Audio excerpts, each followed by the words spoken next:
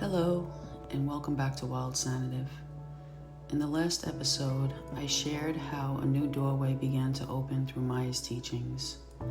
At the time, I had no idea how important that doorway would become. Looking back now, I can see what appeared to be a simple introduction was actually part of something much bigger. I was being guided, and I needed that guidance more than I realized, because not long afterward, my life would change again. Blanca passed away. Losing Blanca was one of the most difficult experiences in my life. She was not simply a teacher for me, she was a friend. She was someone who had walked beside me through some of the hardest years of my journey. She saw me with compassion when I struggled to see myself that way. She offered patience when I was still learning, and she encouraged me when I doubted myself. And perhaps most importantly, she genuinely wanted to see me heal. She wanted to see me become whole. The lessons she shared were never about dependence. They were about helping people remember their own strength, their own wisdom, and their own capacity to heal. When she passed away, I felt the loss deeply. I grieved her absence. I grieved the conversations we would never have. I grieved the guidance I thought I had lost. And for a while, I wasn't sure what came next. But life has a way of continuing to unfold, even when we are standing in the middle of grief. As I continued studying, listening, and following the synchronicities that kept appearing, I found myself becoming more involved with Maia's teachings.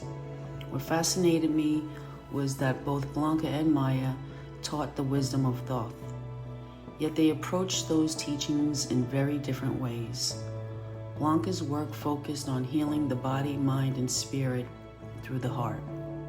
She helped people understand their wounds, their emotions, their relationships, and the patterns that kept them disconnected from themselves.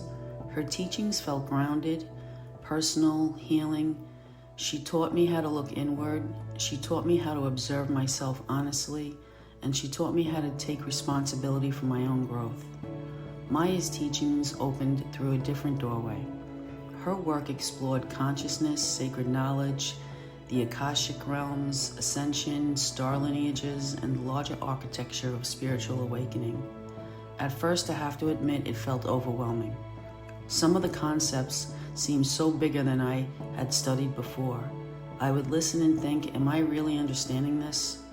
But the more I listened, the more I realized something. The teachings were not actually separate. They were connected. Blanca had helped me heal the human experience. Maia was helping me understand the larger spiritual context surrounding that experience. One path taught me how to heal my heart.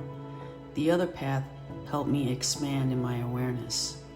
One helped me understand myself. The other helped me understand my place within a much larger design. And suddenly what looked like two different streams began to feel like one river. I stopped seeing them as separate teachings. I began seeing them as complementary. One bringing healing, one bringing expansion, one helping me return to myself, the other helping me remember something greater. Today I am grateful for both. I'm grateful for Blanca's loving heart and the healing she brought into my life. I'm grateful that through a series of synchronicities, another doorway opened when I needed it the most. Because after losing someone I loved so deeply, I was not left standing alone. The journey continued, the learning continued, and the healing continued. And through it all, I began to understand that spirit often guides us from one season to the next, long before we realize where we are being led.